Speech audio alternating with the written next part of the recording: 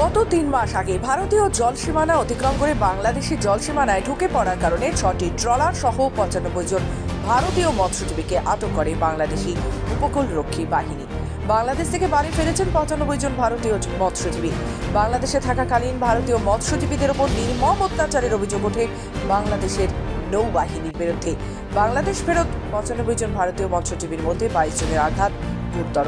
মুখ্যমন্ত্রীর নির্দেশের পর বুধবার সেই সকল অসুস্থ ভারতীয় মৎস্যজীবীদের চিকিৎসার জন্য নিয়ে যাওয়া হলো কাকদ্বীপ মহকুমা হাসপাতালে। ওই সকল মৎস্যজীবীদের চিকিৎসা শুরু হয়। তালুতে প্রচুর যন্ত্রণা হয়, আমাদের পায়ের তালুতে প্রচন্ড মারে আর দুটো ফুলে ঠিক আছে। আর আমার একটা আঙুল এখনো সিধা নেই, এখনো বাঁকা হয়ে আছে। আমাদেরকে এমনভাবে ভাষা করে যে বলেছে বাংলাদেশে ওদের মান চলে গেছে বাংলাদেশ এই বলে। আর আমাদেরকে এতই মারে, মুখে গামছা এবং খেতা ঢুকিয়ে দিয়ে 24 ঘন্টা আমাদেরকে পিছনে বেঁধে রাখছে। এমনকি আমরা পেশাব করতে বললে ওখানে পেশাব করতেই যেতে বললো আমাদেরকে মার। তারপরে বলা হয় যে ওদের পিছনে হাত বাঁধা আছে, এগুলো চাকু ঢুকিয়ে দাও, চাকু ঢুকিয়ে দিয়ে সাগরে ফেলে দাও, আমাদেরকে নিয়ে যাওয়ার কোনো দরকার নেই। আমার ডাক্তারবাবুরা যেটা দেখেছেন 16 জনেরই সারা শরীরে ব্যথা বা বিশেষত পায়ের তলায় খুব ব্যথা, কারুর তো আবার কালশিটে দাগও পড়ে গেছে। ওরা যেটা বলছে নিজের মুখে যে ওদেরকে প্রচণ্ড মারধর করা হয়েছে বিভিন্ন সময়, বিভিন্ন দিনে, বিভিন্নভাবে লাঠি দিয়ে।